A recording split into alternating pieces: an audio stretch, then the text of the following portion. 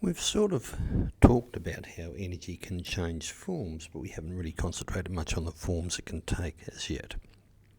Alright, now one of the most common forms, or one of the two most common forms that we're going to look at is a thing called kinetic energy.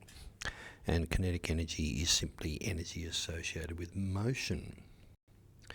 So if we look at it in terms of a possible definition, there is one there.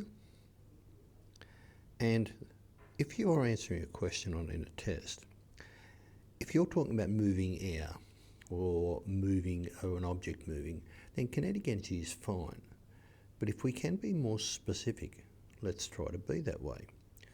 Okay, so there are certain types of kinetic energy that are common and we use and are either inputs or outputs of our appliances. So let's have a quick look at them. Right. One energy that is an example of kinetic energy is thermal energy. We commonly call it heat. And our example here is a fire going with it. Now we see the fire, or we see the flames.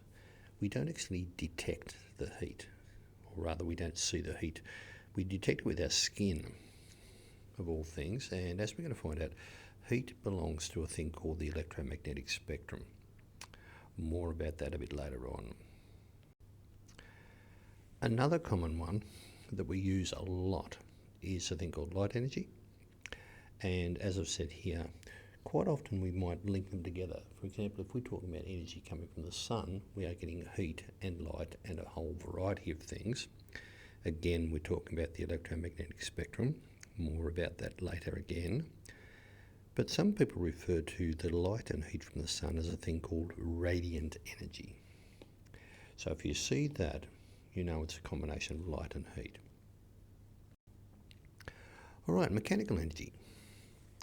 This is moving things inside a machine. Alright, so we've got the motorbikes going over the top. Now obviously they are doing movement, there's the engine and all sorts of weird wonderful things happening.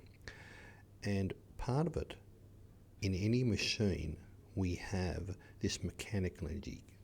It's sort of okay to call it kinetic, but it's not the best answer.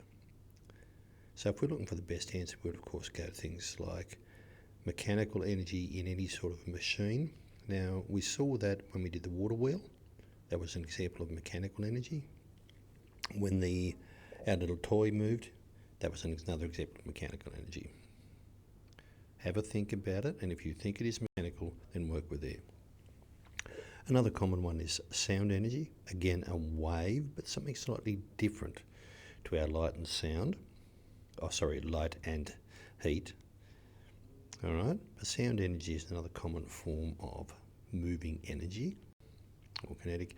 And of course, our most useful example is electrical energy, and it is moving through the wires. So don't lose track of that as you're going through. It's an example of a kinetic energy, and I'd be suggesting things you look for anything that has got wires. As soon as you see the wires, you know that there must be an electrical energy component of my energy drawing.